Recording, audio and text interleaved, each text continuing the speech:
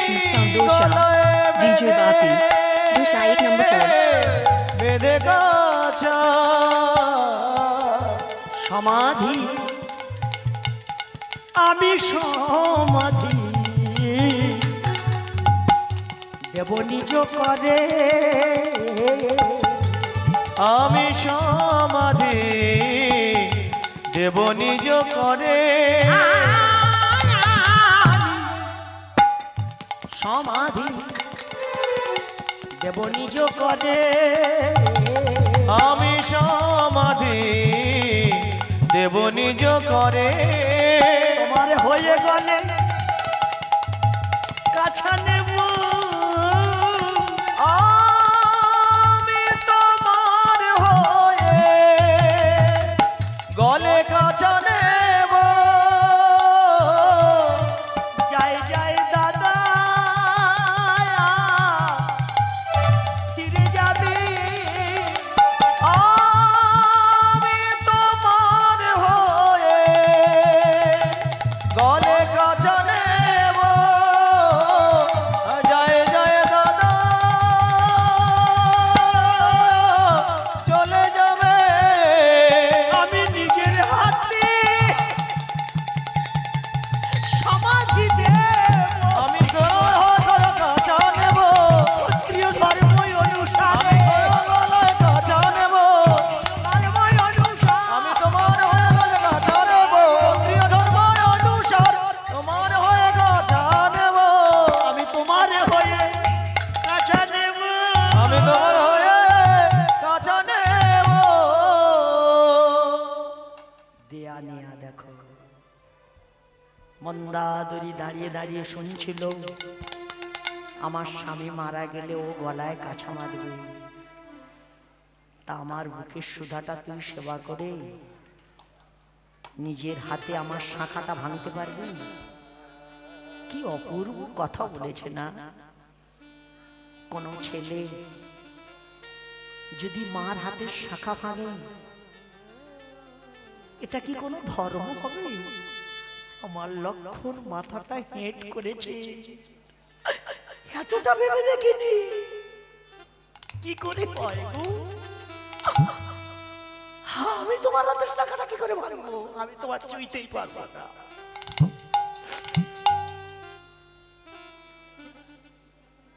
ভগবান রাম অন্তর্যামে শুনছিল আমার লক্ষণ বিপদে পড়েছে আমার লক্ষণ ভগবানকে যেই ডেকেছে ভগবান আবির্ভূত হয়ে বলছিল আপনারও কথা থাকবে লক্ষণেরও কথা থাকবে আমরা চিতাটা জ্বালিয়ে দিয়ে চলে যাব গাঁয়ে ফিরে না আসা পর্যন্ত তো শাখা ভাঙা হবে না ওই চিতাটা নিভবে না কিন্তু এই চিতা যুগ যুগান্তরে হনুমানকে বাদ দেওয়া হয়েছিল তার জন্য কে বর প্রাপ্ত দেখো হনুমান প্রত্যেকটা বছর তুমি এসে এই চিতার উপরে একটা কাঠ দিয়ে রাম নাম বলে যাবে একটা কাঠ বছর ভোর চলবে হনুমান বলল যতদিন বেঁচে আছি দেব কিন্তু আমি কি মরবো না আমার লক্ষণের কথাটা রাখার জন্য আমি তোমার 4 যুগ অমর করছি শুধু মন্দাদরি শাখাটা রাখতে গিয়ে আমার ভগবান হনুমানকে অমরত্ব দিয়েছিল না হনুমান মরেছে কি মরেনি ভীমের সঙ্গে দেখা হয়েছে শ্রী চৈতন্য মহাপ্রভুর বেলা উনি তো দেখেছিলেন কিন্তু ভগবান রামের সঙ্গে উনিও একটা কথা চেয়েছিল সারা জনম পোড়ামুখ হয়ে থাকবে মিঠুন চক্রবর্তী হবার ইচ্ছা নিয়ে আমার শুধু তোমার পদসেবা করতে গিয়ে বাবা ভগবান বলল তোমারও বাসনা পূর্ণ করব যেদিন আমি নিমাই রূপে অবতীর্ণ হব সেদিন তুমি টোলের পণ্ডিত হয়েও তোমার নাম হবে মুরারি গুপ্ত প্রথম জীবন তোমার টোলে পড়াশোনা করবে বানরের কোথায় পাঠিয়েছে দেখো ভজন সাধন মায়েরা না রাবণ বলল জানিস আমি পূজা করতে গেলে 108টা নীল পদ্ম এইবার একটু বলি পদ্মটা ফুটেছে কোথা থেকে মা শুভব্রত করতে এসেছেন, কি ফুল এনেছেন? কি কি ফুল লাগবে ওখানে? গাঁদা ফুলের মালা গেতে এনে কি ভ্যারাইটিসের গল্প! এত সোজা না। তাহলে শিব সকলার বাড়ি গিয়ে বাঁধা থাকত। শিব এত বোকা না। শিব বলেছে আমার ব্রতটা শুধু করলে হবে না, পরীক্ষা করে দেখবো। এহেন মেয়ে তো পৃথিবীতে জন্মায়নি যে শিবব্রত করেনি। তা সমস্ত মা তো একই কামনা করছে, শিবব্রত করলে কি হবে? ভালো বর। তা সবাই যদি ভালো বর পাবে, শিব যদি সবার ভালো বর দেবে, তার চুল্লু করগুলো কোথায় যাবে?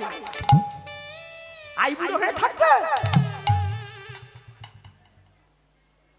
এই জন্য শিব বলল ভালো মন্দ বিচার পরে করব, ঘুম বন্ধ করে দেব। আমার ব্রত করতে হলে দিন ভোর ঘুমানো যাবে না, রাত ভোর ঘুমানো যাবে না, তারপরের দিন ভোর ঘুমানো যাবে না তারা দেখে। মা সকালবেলা বাড়ি গিয়ে কি খেয়ে আসছো বলো? দিন ভোর রাখার সময় নেই। এইবার সকাল থেকে লাফালাফি করে করে সারা রাত যাচ্ছে, ভোর 3:50। এইবার গাটা ঠান্ডা হয়ে আসছে। এতক্ষণ কত গল্প হচ্ছিল। এইবার ব্রাহ্মণ যেই বলবে শেষ পুষ্পাঞ্জলিটা দাও, ব্রাহ্মণ যেই ঘুরে আরতি করছে, মায়েরা শাঁখ বাজাও। 3 ভাগ মা শাঁখ বাজানো বন্ধ করে নাক বাজাচ্ছে। শিব দেখলো ওই তো নাকি ঘুমাবে না, নাক বাজাচ্ছে। এমন মেশিন পাঠাবো সারা জনমের ঘুম বন্ধ করবে। কোথায় পাঠাবো? চুল্লু ঘরের বাড়ি। কত কষ্ট করে রান্না বান্না সারাদিন জোগাড় করে রেখে দিয়েছে, কোথা থেকে কাদা হড় মেখে এসে প্রথমে ভাতের হাঁড়িটা পাকার ভেতর ঢেলে। যার বাড়ি আছে একবার দেখো, মা কুল প্রাণে কেঁদে উঠে বলে হায় ভগবান, শিব ডাকলাম তোমায় আর ভূত ডাক পাঠিয়েছো। শিব বলে তুমি তো ঘুমিয়েছো, তাই ঘুম ভাঙানো মেশিন পাঠিয়েছি। ও সারা জনম নিশ্চিন্ত হয়ে ঘুমাতে দেবে না। কি মায়েরা, নীল পদ্ম এই পৃথিবী জলমগ্ন, নারায়ণ ভাসছিল। ভাসতে ভাসতে ভটকার গায়ে মাথা বেঁধে গেল। একটু বলি ভেতরের কথা। ভটকার গায়ে যেই মাথা বেঁধে গেল, মানে আপনি জল যদি এক জায়গায় জমা করে রাখেন, শ্যাওলা জন্মে যাবে। শ্যাওলা থেকে ঘা না দিলে পোকা হয়ে যাবে জীবন। এই জন্য প্রথমে মেয়ে নিল, জলে ভাসতে ভাসতে ঘুরতে ঘুরতে মৎস্য রূপ ধারণ করেছিল। দ্বিতীয়বার মাথা যেই বেঁধে গেল, নারায়ণ। কেন নাম পাল্টাচ্ছে? বারবার বলুন নারায়ণ নারায়ণ নারায়ণ। নারে শব্দে যে বিষম, অয়ন শব্দে স্থিতিবাদ। না বাবা বুঝতে পারছে মূর্খ কি বলতে চাই, বলুন দেখি। মায়েরা 3 ভাগ কীর্তনিয়া এই জন্য আমার সহ্য করে না। সবাই কামনা করে ও মরবে কবে, কিন্তু আমি জানি সবারই ওই অভিশাপটা আমার মাথায় আশীর্বাদ। না ভাসতে ভাসতে ভটকার গায়ে মাথাটা যেই বেঁধে গেল, এক ফোঁটা ঘাম নিচের দিকে গড়িয়ে যাচ্ছে। এই ঘাম যেই নিচের দিকে গড়িয়ে যাচ্ছে, একটা মেয়ে হয়ে ঠেলে হচ্ছে। লালন একটা গান গাইছে না, 6 মাসের এক কন্যা ছিল, 9 মাসে তার গর্ভ হলো, 11 মাসে 3টে সন্তান। লোকে শুনলে বলবে কি? না গাইব। চাঁদের গায়ে চাঁদ মিশেছে, আমরা ভেবে করব কি? চাঁদের গায়ে চাঁদ মিশেছে, আমরা ভেবে করব কি? চাঁদের গায়ে চাঁদ মিশেছে। ঝিয়ের পেটে মায়ের জনম, ঝিয়ের পেটে মায়ের জনম, ঝিয়ের পেটে মায়ের জনম, ঝিয়ের পেটে মায়ের জনম। তার লোকে শুনলে বলবে কে? চাঁদের গায়ে চাঁদ মিশেছে, আমরা ভেবে করব কি? চাঁদের গায়ে চাঁদ মিশেছে। 6 মাসেরা কন্যা ছিল 9 মাসে তার গর্ভ হলো গো। 6 মাসের কন্যা ছিল 9 মাসে তার গর্ভ হলো গো। অর্থাৎ মায়েরা 6 মাসের এক কন্যা ছিল, 9 মাসে গর্ভ হলো 11 মাস। প্রথম মেয়ে আদ্যাশক্তি, ব্রহ্মা বিষ্ণু মহেশ্বর। শিব দেখে বলল তোমার ভালোবাসি, বলে না 108 বার আপ ডাউন করো। এ আমার ভালোবাসা? কোন হরিনাম তোলায়, কোন মেলা তোলায় আমাদের ছেলে মেয়ে গিয়ে কারোর যদি ভালো লাগে ভিড়ের মধ্যে ঢুকে বলছে তোমার মোবাইল নম্বর দাও, রাতের বেলা মিস কল মারবো, কথা হবে এমন না। 6 মাসের কন্যা ছিল, 9 মাসে তার গর্ভ হলো গো। 6 মাসের কন্যা ছিল, 9 মাসে তার গর্ভ হলো গো। বলো 11 মাসে 3টি সন্তান। আবার 11 মাসে 3টি সন্তান। এটা লোকে শুনলে বলবে কে? চাঁদের গায়ে চাঁদ মিশে আমরা করব কি? চাঁদের গায়ে চাঁদ মিশেছে। 108 বার যাই আপ ডাউন করতে গেল, মরা পড়াতে গেলে কি করতে হচ্ছে মায়েরা? মরা পড়াতে গেলে লাস্টে সব পুঁতে দিতে হচ্ছে না হিন্দু ধর্ম? এই আদ্যাশক্তির নাভি যেই পোতা হলো 108টা নীল পদ্ম হয়ে ফুটে উঠল। পদ্মটা দুদিক থেকে ফুটেছে, একটা আদ্যাশক্তির নাভি, একটা শম্ভু নিশুম্ভুনিকে যেই মারতে পারে না কেউ। মা দুর্গা যুদ্ধে গিয়ে মেরে দিল, তার রক্তাক্ত দেহ দেবী দেহে যেই ধুয়ে ফেললো 108টা পদ্ম ফুল সেদিকে ফুটে উঠলো। ঘর আছে তার দুয়ার না, লোক আছে তার ভাগ্য নাই গো। ঘর আছে তার দুয়ারে নাই, লোক আছে তার বাক্য নাই গো। আমি দ্বিতীয়বার বলেছি ঝিয়ের পেটে মায়ের জন্ম লোকে শুনলে বলবে কি? বাবা খেয়াল করো, আমরা যত ছেলে মেয়ে জন্মগ্রহণ সব মা গর্ভে তো না, কিন্তু লালন বলছে ঝিয়ের পেটে মায়ের জন্ম লোকে শুনলে বলবে কি? মেয়ের পেটে মা জন্মেছে বলবো, এই রাতের বেলা বলবো। শোনো মা, আদ্যাশক্তি জন্মালো কোথা থেকে? নারায়ণের ললাট থেকে। 108 বারের পরে আদ্যাশক্তি শিবকে পাবে বলে দুর্গা হয়ে জন্মালো। খুব বিষয়টা ভালো করে ভাবো, দুর্গার পেটে জন্মালো কে? লক্ষ্মী, তাই তো? লক্ষ্মীর বিয়ে দেওয়া হলো কার সঙ্গে? নারায়ণের সঙ্গে। 108 বারের আগে লক্ষ্মীর মা হয়েছিল কোথা থেকে? নারায়ণের ললাট থেকে। তাহলে ওটা ঝি ছিল, পেটে জন্মালো লক্ষ্মী, নারায়ণের সঙ্গে বিয়ে দিয়েছে, মেয়েটা এবার মা হয়ে গেছে। ঝিয়ের পেটে মায়ের জন্ম লোকে শুনলে বলবে কি? ঘর আছে তার দুয়ার নাই, লোক আছে তার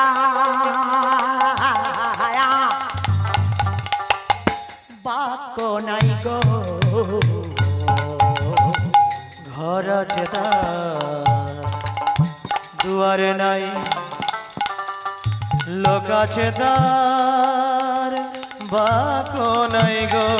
বলো কে তাহারে আহারে আবার কে তাহারে আহার যোগায়? বলো কে তাহারে আহারে আবার কে যোগায়? তাহারে আহার যোগায়? আগতে দেয় সন্ধ্যাবাতে। চাঁদের গায়ে চাঁদ মিশেছে, আমরা ভেবে করব কি?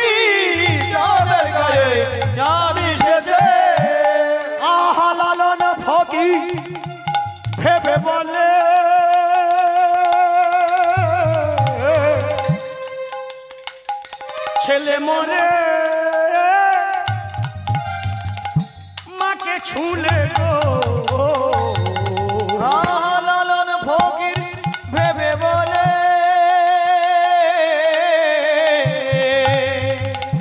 ছেলে মরে মাকে ছুলে গো। আস্তে আস্তে মায়েরা, আমরা সমস্ত ছেলে মেয়ে মার গর্ভে জন্মেছি, আমাদের বাসন্তী থানায় তাই হয়, আপনাদের একই না?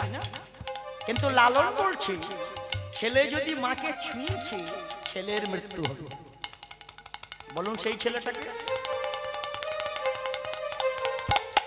আমি এসব বলতে চাই না, কিন্তু তবু বলতে হচ্ছে। অত ভাঙবো না, বাংলায় বলি। লবণ দেখেছে? জল থেকে লবণ উৎপত্তি, লবণটা নিয়ে জলে দিই, সঙ্গে সঙ্গে জল হয়ে যাবে না। বরফ খেয়েছো মা? জল থেকে উৎপত্তি, বরফটা নিয়ে জলে দিলেও জল হয়ে যাবে। তাই লালন ফকির ভেবে বলে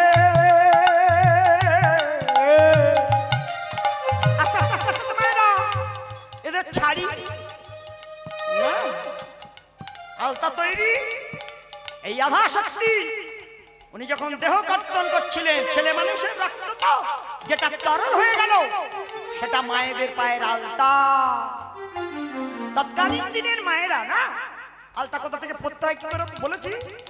তুমি শোনো, নিজের ছেলের সঙ্গে গল্প করলে হবে নাকি? তুমি বুঝতেই পারবে না। তাই লালন ফকির ভেবে বলে আহা ছেলে মরে মাকে ছুলে গো। তাই লালন ফকির ভেবে বলে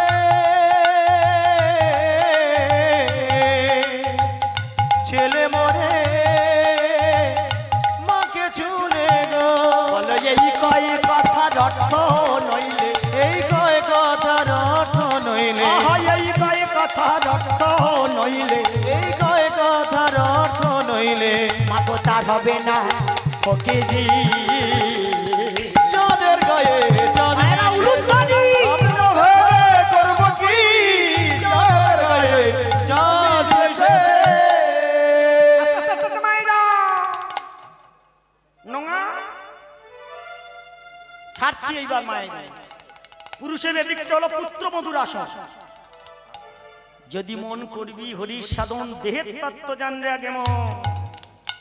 পুরুষের এটা পুত্রবধূর আসন, এটা হলো শ্মশান। অতটা বিশ্লেষণ আজকের আর করব না। বলতাচ্চাকে যখন তখন ঢিল মারলি কি আর পোকা উড়বে? তবু মা দেখবি কত জ্ঞানী মানুষ ছিল তৎকালীন দিনে। গঙ্গা, যিনি অভিশাপ প্রাপ্ত হয়ে শান্তনুর ঘরে যখন আসছিল, তার বাবা যুবনাশ্য নদীর পাড়ে বসে আছে। আচমকা মেয়েটা জল থেকে উঠে এসে দক্ষিণ উপরের উপরে বসে তার গলা জড়িয়ে ধরে বলছে আমি তোমায় ভালোবাসি। কত বড় জ্ঞানী ছেলে। যুবনাশ্য বলেছে তুমি যদি আমার বিয়ে করবে, আমার যদি ভালোবাসো, বসেছো কোথায়? তুমি বসেছো কোথায়? যে জায়গাটায় বসেছো তোমার মা বলে ডাকতে পারি, স্ত্রী ভাবতে পারি না। কলিযুগে কোনো মানুষের দ্বারা সম্ভব? মেয়েটা লজ্জায় ছুটে জলের মধ্যে প্রবেশ করেছে। মা শুনে যা, আমার সন্তান এখানে আসবে, তার সঙ্গে ঘরে যাস, তোকে বৌমা বলে ডাকবে।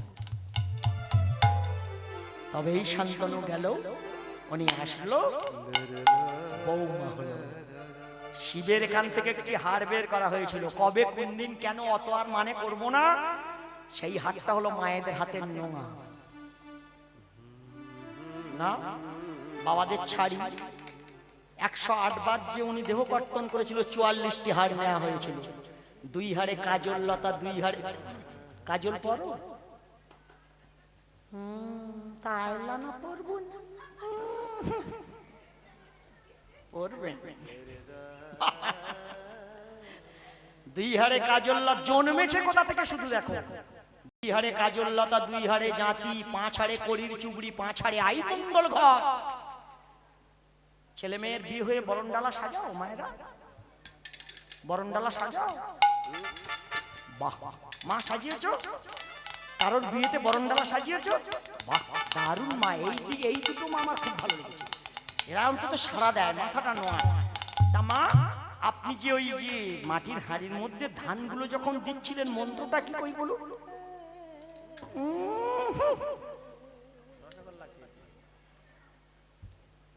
রে সেজে গিয়ে তখন 1.5 কেজি চালের পান্তা খাবো। রসগোল্লা আনো খাবো। খেয়ে খেয়ে ভুঁড়ি এত বড় হয়ে যাচ্ছে না, ভুঁড়ি আর কমছে না। ডাক্তারখানায় গিয়ে বললো, ডাক্তার বাবু ভুঁড়ি কমানো যাচ্ছে না। ডাক্তার বললে এভরিডে 2 পিস রুটি খাও আর ডায়েট কন্ট্রোল করো। ভোরবেলা না ঘুমিয়ে 100 কিলোমিটার রাস্তা 5 বার আপ ডাউন করো। 100 কিলোমিটার রাস্তা 5 বার আপ ডাউন, ডায়েট কন্ট্রোল। ভুঁড়ি কমা যেমন তেমন আরো বেড়ে যাচ্ছে। ডাক্তার বাবু ভুঁড়ি কমছে না, বলে তুমি কি খাচ্ছ? 2 পিস রুটি। বলে আগে কটা খেতে? বলে আগে 30 থেকে 35টা খেতাম। বলে এখন কটা খাচ্ছ? 2টো। তবু ভুঁড়ি কমছে না। রুগী পাকষ্ট। রুগী বলল, ডক্টর বাবু আগে আমি 3.5 কেজি আটা 35টা রুটি করতাম, এখন সেই 3.5 কেজি আটা 2টো করছি। রাধে রাধে। ভুঁড়ি কমবে? ডক্টর বলল, শালা মৃত্যু খা খা, তোর ভুঁড়ি কমাবার দরকার। বিচার যখন ঘন্টা আপনি দিচ্ছিলেন, মন্ত্রটা কি? পাঁচালি তো শোনে না। আরণ বরণ কুলগ খানি কুলগ কুলো বকুল ফুলে মালা, ভাগ্যবতী বদন করে ও তার বামে হালে চূড়া। আরণ বরণ কুলগ বকুল ফুলের মালা, ভাগ্যবতী বরণ করে রে ও তার বামে হেলে চূড়া। কালে ছিল আরি কলেশি বেনের দোকানে, আজ কেন হরি কলেশি আমার নয়ন বন। কালে ছিলিস তুই হাড়ি কলসি বেনের দোকানে, আজ কেন তুই এলি রে হাড়ি কলসি আমার লাগায়ের বরণে। আরে আরণ বরণ কুলগ খানি কুলগ বকুল ফুলে মালা, ভাগ্যবতী বদন করে গো তার বামে হালে চূড়া। হরণ বরণ কুল খানি কুল গো কুল বকুল ফুলের মালা, ভাগবতী বরণ করে রে ও তার বামে হেলে চূড়া। বকুল ফুলকে বলো আর ধুদ্রুর ফুলকে বলো। এত সোজা নয় যে কেউ হা করবে। শোনো মা, 2 হাড়ে কাজললতা, 2 হাড়ে জাতি, 5 হাড়ে করির চুবড়ি, 5 হাড়ে আই মঙ্গল ঘট, 6 হাড়ে সুপারি, 6 হাড়ে বহেড়া, 3টি আর পাক দিয়ে তা থেকে শোলা, শোলা থেকে শোলার মালা, টোপর পাটাশি। তৎকালীন দিনে রাজরাজা আসতো, প্রত্যেকের নাম অনুসারে একটা করে রথ। অর্জুনের রথের সারথি কৃষ্ণ, ধ্বজের উপরে হনুমান। আমাদের ছেলে যেদিন বর্ষাচ্ছে, বাবা মা বলছে ছেলে রাজা সেজেছে, এ তো মারুতি গাড়ি ঢুকবে, ধস তুলবে কোথায়? এই ঝেঁটার কাঠিটা সেই রথের ধ্বজ। রাধে রাধে। চলো যাই মা।